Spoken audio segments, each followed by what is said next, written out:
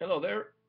My name is Daryl. I'll be your critic today. Welcome to Album a Day Online. Today, for my very first recording, this, by the way, is March 2nd, 2015. Today is Monday, and this is the very first album review. We're going to be doing something that was 40 years in the making, the 40th anniversary edition of Led Zeppelin's Physical Graffiti. Released 40 years to the day, February 24th, so 6 days ago.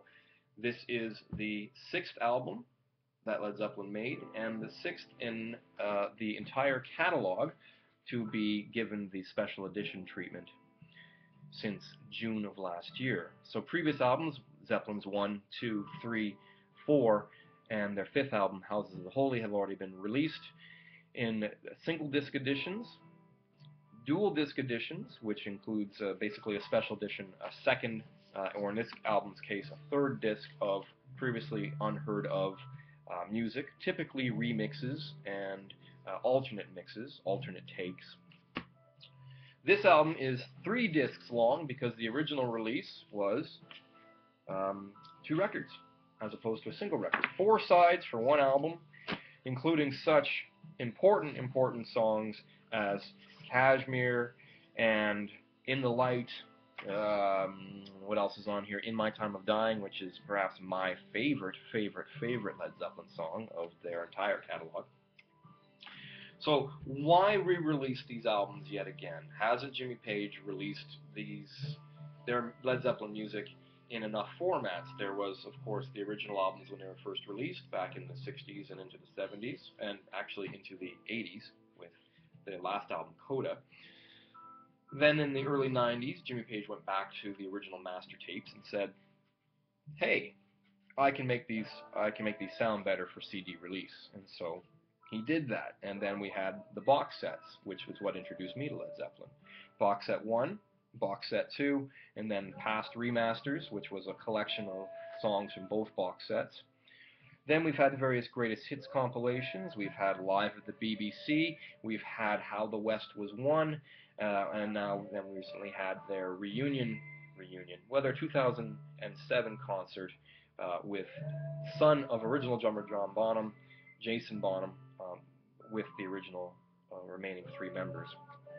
Jimmy Page, Robert Plant, John Bonham, and John Paul Jones went into the studio to record this album, their 6th record, without a lot of pressure. They were the kings of rock and roll at that moment. They were enjoying a lifestyle full of the most hedonistic of things that rock and roll bands can get into. In fact, they sort of wrote the book on the archetype of what rock and roll excess was.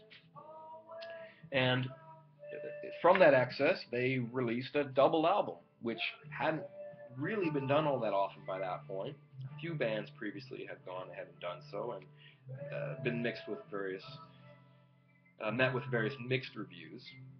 And Led Zeppelin was no darling to the critics at this point.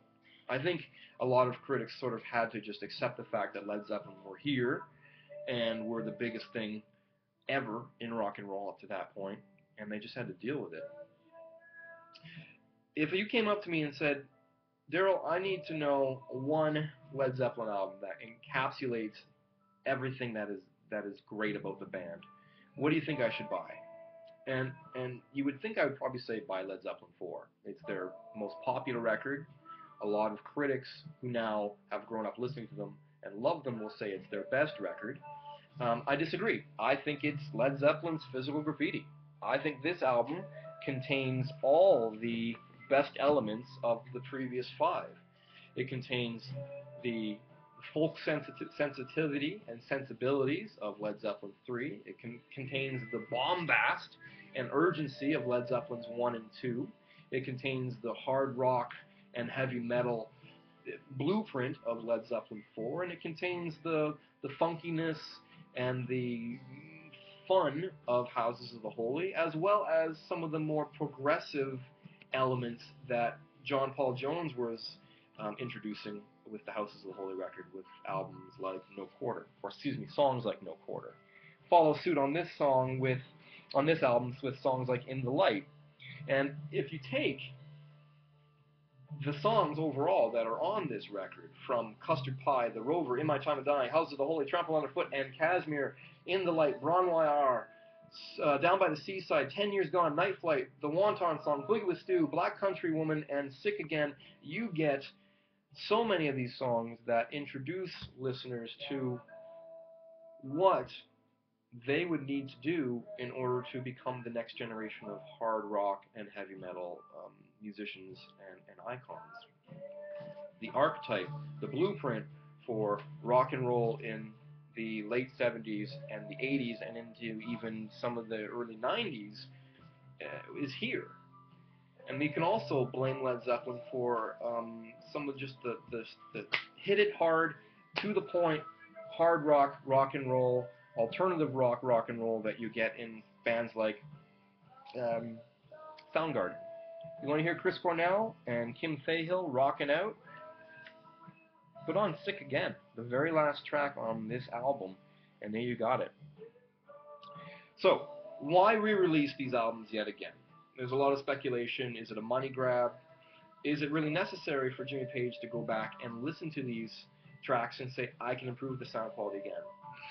I did A/B tests. I don't hear a discernible difference between the original CD release and the remastered version now. There were improvements made from the original CD releases to the box set editions. So from the original CDs in the 80s to the box set remasters of the early 90s to now, is it that much better? I'm going to say no. But the packaging is absolutely gorgeous. If you have the original vinyl release and have wondered why the CD makes you feel kind of cold, it's not because of CD quality sound, it's not because of the sound quality, it's because of the packaging. And if you're a fan and a collector like me, go out and buy this. It is amazing. So,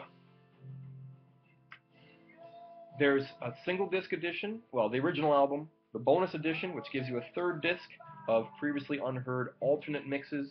There's no previously unreleased songs, but it's still worth the 3-disc edition if you're a collector. Or if you've got the budget, you can spend nearly $150 and get the ultra expanded special edition, which comes with a hardcover book and all the music on CD and all the music on vinyl, and a download code to give you the album in lossless audio. So if you've got a super frickin' fancy hi-fi system, then yes, get the super special edition. Especially if you're only going to buy one Led Zeppelin album and you've got a decent hi-fi system, get Physical Graffiti in the super deluxe edition.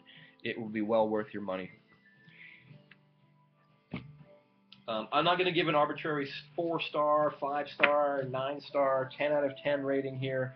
Needless to say, Led Zeppelin's Physical Graffiti is my favorite Led Zeppelin album, and it looks gorgeous to be sitting on my shelf with the rest of my vast Led Zeppelin collection. For Album a Day, my name is Daryl Bianco. We'll be seeing you tomorrow. Have a good night.